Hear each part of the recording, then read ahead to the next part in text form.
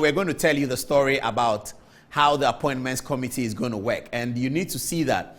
It's very, very interesting. I mean, when I saw it today and I showed it to my people, my production team, we thought we were wrong. So we had to read it again. And I urge all of you and even journalists, get this book. It's Parliament Standing Orders. You should get it, you know. And you will see a lot that goes on. So that, because in this parliament, we have to keep our eye on the parliament every day. Every single day we have to keep an eye on Parliament. Every bill that goes, every loan that goes, we have to keep an eye on the Parliament. Even the parliamentary committees, we have to keep an eye on them. The first one we are going to show you tonight is the Appointment Committee. We call it vetting, Parliament calls Appointments Committee. So let's start right here. So they are Parliamentary Orders. As constitutions are organized in articles, these are organized in orders. So Order 1, Order 2, Order 5, and the subsections are called rules. So Order 172, Rule 16, Order 172, Rule 5, Order this. So we are on Order 172. We can say subsection 1. Now, that's where the story begins. That's where the story begins. So let's put it on the screen. Order 172. There shall be a committee to be known as the Appointments Committee. There shall be a committee to be known as the Appointments Committee, composed of the first Deputy Speaker as chairman, and not more than 25 other members. So you see, hold it there. Okay, you see, there shall be an appointments committee composed of the first Deputy Speaker as chairman and not more than 25 members. Now, this committee is going to do the vetting. By what rules are they going to do the vetting? Order 172, Rule 1, subsection 1, gives you the details of the committee, who they are. So that's it. A committee, not more than 25, but the speaker, the chairman included, and the chairman is the first deputy speaker. Who is the first deputy speaker of parliament? Joe Osei-Wusu. Who is Joe Osei-Wusu? A member of the New Patriotic Party from the Ashanti region. That's a New Patriotic Party MP. He's the first deputy speaker of parliament. He's also the chairman of the appointments committee by Order 172, subsection 1. Keep that in your mind. Okay, Order 172, subsection 2. It says, we'll put it on the screen.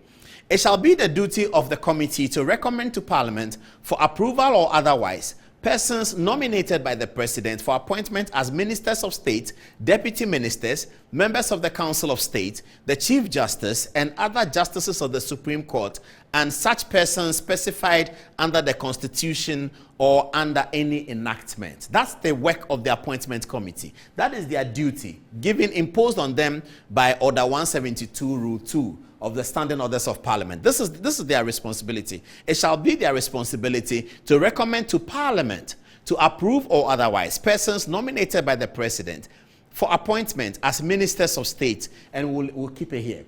Persons nominated as Ministers of State. We've already showed you the persons who have been nominated as Ministers of State. This Appointment Committee is going to deal with it. And we'll show you who the members of the Appointment Committee are and give them a bit of a profile. But keep your eye on the screen. We're going to into better and deeper revelations. Hold it there. 172, subsection 3. The names of persons nominated for appointment in the committee shall be published, and the proceedings of the committee shall be held in public. So, you get that? The names of the persons nominated for appointment shall be public and the proceedings shall be public. It means that the persons who constitute the appointment committee will be made public. And that's what we have. That's why we're going to show it to you. We'll show you their photographs so you know who they are. And their proceedings shall also be in public. It will be on television. You know when ministers go for vetting, it's always on television. Let's move on. Order 172, Rule 4. The committee shall report to Parliament within 3 days after it has concluded its proceedings, when Parliament is sitting. Parliamentary approval of persons recommended for appointment shall be by secret ballot or by consensus. Very, very, very interesting. We are getting into the meat of what we are sharing with you tonight, which we saw, which frightened us. Let's read it again. Order 172. The committee shall report to Parliament within 3 days after it has concluded its proceedings, when Parliament is sitting. If Parliament is not sitting, they'll wait for Parliament to resume.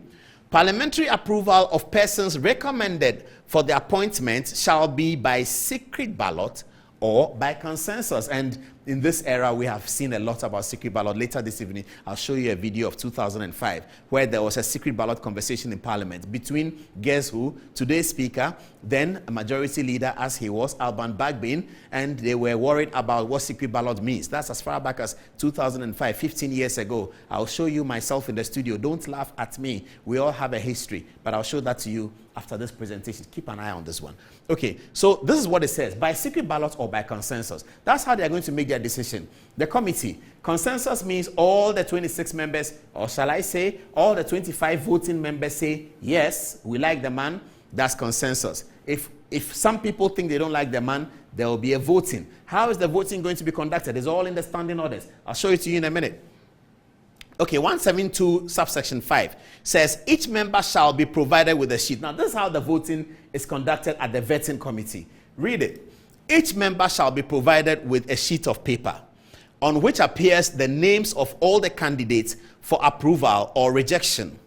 Against the name of each candidate shall be 2 columns, one for ayes, indicating approval, and the other for noes, indicating a rejection.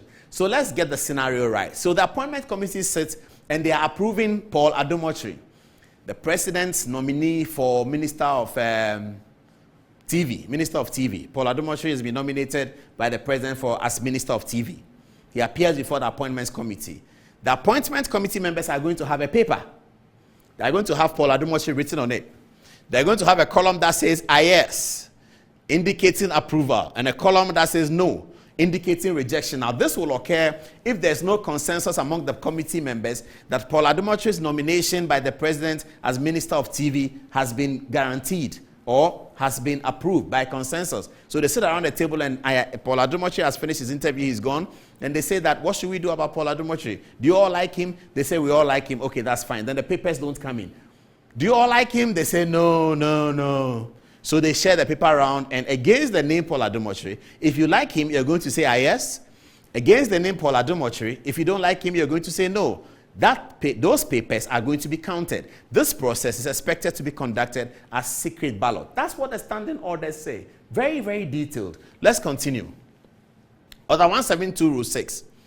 A cross against one name in the yes column and another cross against the same name in the noes column shall render the vote null and void. Very, very interesting. It means that for members of the committee who may be confused about the nomination of Paul Adom-Otchere as Minister for TV, they can cross no and cross yes. They are indicating that the ballots should be null and void. So when the ballots are counted, that ballot will not be counted. This is the parliamentary standing orders. That's what the standing orders say. Very revealing if you look at it. Let's continue. Okay, so we go to standing order 172, order 172, Rule 7. Every ballot paper shall bear the stamp and the initial of the speaker.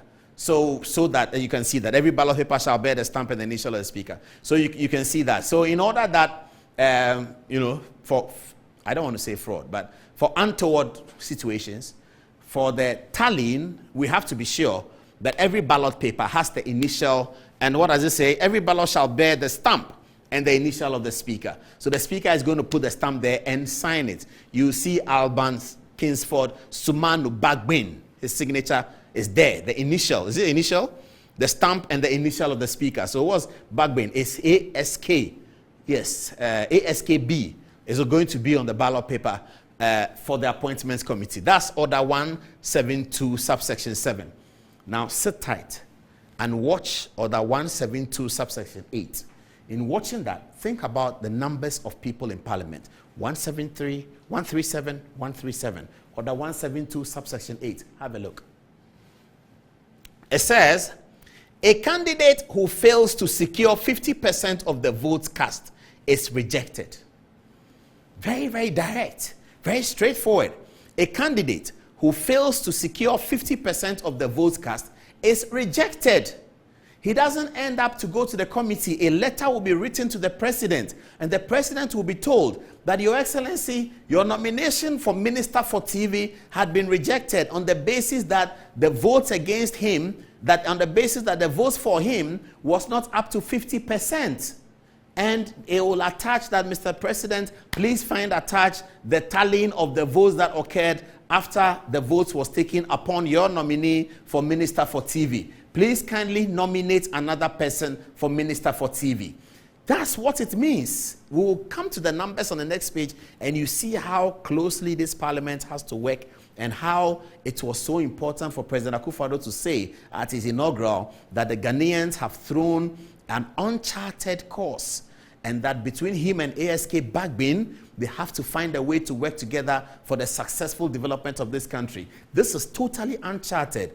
Now, what does it mean? It means that out of the 25 members, remember the chairman doesn't have an original vote, and that's in Order 211. We don't have it here, but I can read it to you. The chairman of the committee doesn't have an original vote. He only has a casting vote. I'll get there in a minute.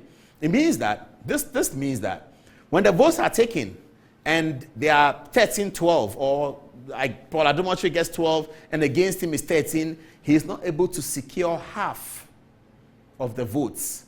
He stands rejected. The nominee stands rejected if he is not able to get half. We're going to show you the members of this appointment committee, but before then, let's show you the mathematics in the committee right now. What's the mathematics saying? Very, very interesting. This is the mathematics. In the circumstances of the committee and the list that has been published, the National Democratic Congress would have 13 members on the committee. The New Patriotic Party has 13 members on the committee. 13. Of the MPP 13 members, one is the chairman. Joe Osei-Wusu is the chairman of the committee. Have a look at this again. The National Democratic Congress has 13. The NPP has 13. The chairman is MPP. He's one out. And so if you're looking at the voting, you're looking at the voting members, the members that can cast an original vote. And let me explain that. So the original vote is that when we are finished, we vote. That's original vote. The chairman doesn't participate in that. The law does not allow the chairman to participate in the original voting. He's not part of it.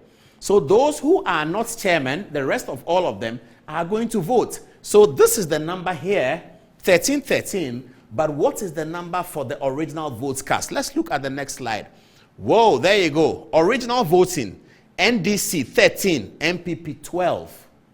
That's the original voting. That's what the numbers are throwing up. This is it. NDC 13, MPP 12. That's the original voting. The chairman doesn't have a vote. He doesn't have a vote until there's a tie of sorts, and then he can come in. But he doesn't have an original vote. The chairman, who is one of the MPP people, so that he gets out and MPP become 12, he doesn't have a vote. So in this vetting, the nominees of the president, each nominee of the president will have to do better than 13 and 12. So each nominee of the president will have to get an NDC vote before they can pass the threshold of 50%. Let's go back and read Order 172, Rule 8. It's here again. Put it on the screen.